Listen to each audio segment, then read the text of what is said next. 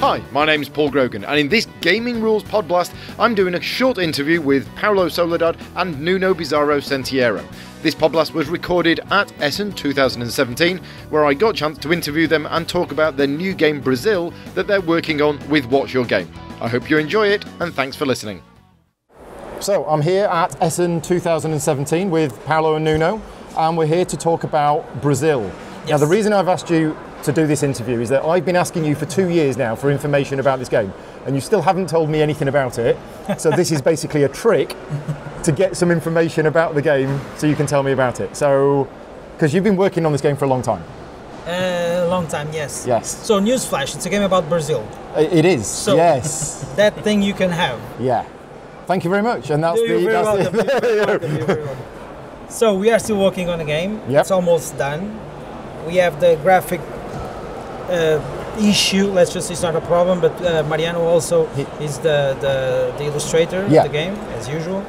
So it's a one-man show, so he does everything all alone, takes time. Yep.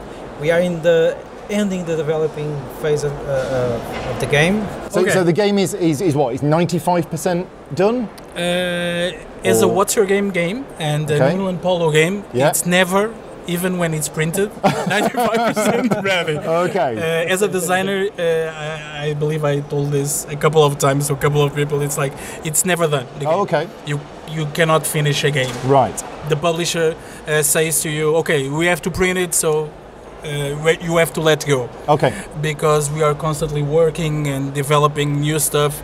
In the end, it's like we develop several games, but it's all condensed in one game. Okay. And that's the way we work with What's Your Game, and it's really not... So you're saying that the mechanics within this game are actually mechanics that you've designed for other games that you've joined together? No, actually not for this game. Oh, just right. The Brazil started as a project, like 60-minute game and almost family game. Right. Card game. And then it developed to a heavy, epic kind of game with more actions and then a bigger time. And then we develop a little concept, like 90 minutes, and all of that process, all of that mechanics that went into those Brazil games are now in the final version. Right. Hopefully everything will wrap up and come together and the full circle is done. Okay. Sometimes it's really difficult to explain this to people because people like you who are very kind to us wants to play the game and test it, and we are actually developing just a new thing to make the game even better. Right. Okay. So Paulo, then, where does this game fit on the heaviness scale of games from you two and What's Your Game? It's kind of, let's just say it's between Nippon and Madeira, probably. Okay. Yes. Okay. Yes. I mean, that's good for me to hear. So I like that area of heaviness. Okay, so, thank you. And the final play time, you think is going to be what? Around 2 hours. Okay. Around 2 hours. It's an epic game. It should be around 2 hours because it's also about Brazil, which is a big country. Right. So it deserves a couple of hours at least. So theme-wise, obviously it's about Brazil, but when?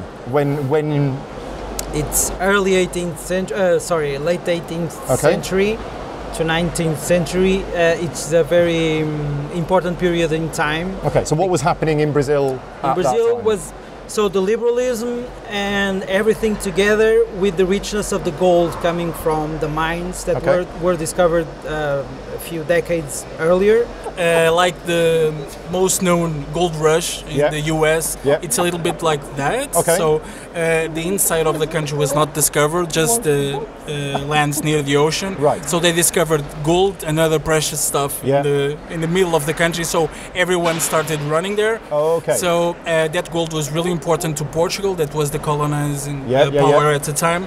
And that gold came to Europe and helped several countries, even Britain. Some say that the gold that came from Brazil helped finance the Industrial Revolution, the starting of the Industrial Revolution. So it's really an important time in history, not only for the country Portugal and Brazil, but of the world at the time. It's really, really important. Okay, so the question is that a lot of people ask, Nippon, let's go to Nippon. which was my joint favourite game of 2015. Thank you. I can't even remember what the other one was, but that was my joint. So Nippon came in for some... You know which one you like better. Yeah. Now Nippon came in for some criticism after it was released, that it was an abstract game and the theme was pasted on. And I don't think that's true at all. You guys came up with the... I don't think either. It's no, not... you wanted to design a game about that period of Japan and then you designed the game afterwards. Yes, of course. And it's the same with this. You found this particular time in history and you thought, we want to do a game about that. Same thing. Okay. Yeah. Even if some people don't realize that the theme is there, we can guarantee you that the theme is there. Yeah. Even if you don't feel it, it is there. It is there, and the theme came first. Yeah. And the theme comes always first. Okay. Yes. And can you tell us a little bit about the mechanics in the game? Very simply, is it worker placement? Is it card drafting? Brazil? In Brazil, yeah. Okay, for now, I don't know if I can tell you because my publisher is over here doing funny stuff. Luckily, this is just sound, it's not image, or else it would be really, really dark. But what can I say?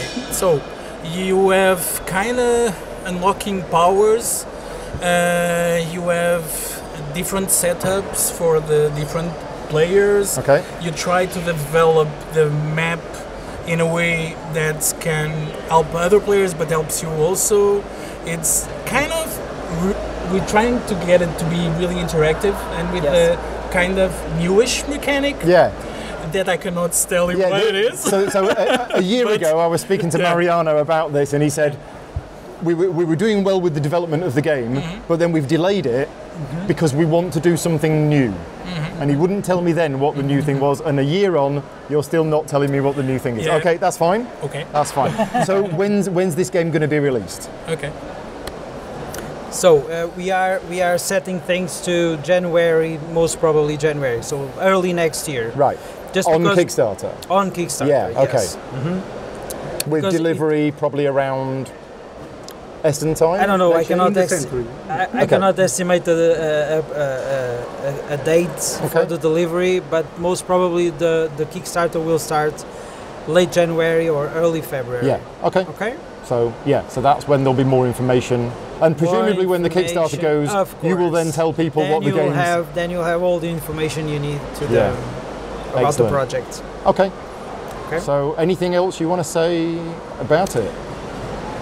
Just like that you will enjoy this game even more than Nippon, for sure. Okay. So I just want to say that it should be your Essen favorite, but it's not releasing in Essen. No, but you think it's going to be one of my favourite games from that year? Okay. I'm pretty sure you will like it. Right, okay. Yeah, I mean, you've got a good track record with me. You know, Madeira is my favourite game of 2013. If you like those kinds of games, if you like Madeira, if you like Nippon, if you like Panamax and all our games, it will be for sure in that line. Right. With the little tweak. Yeah, the little tweak that you're not saying anything about yet. Yes. Brilliant. Okay. Well, thank you very much for giving up your time today. Thank you. And it was a pleasure. It was a pleasure. I'll speak to you soon. And there we go, just a quick short interview that I did with them on the Wednesday before the craziness of Essen started.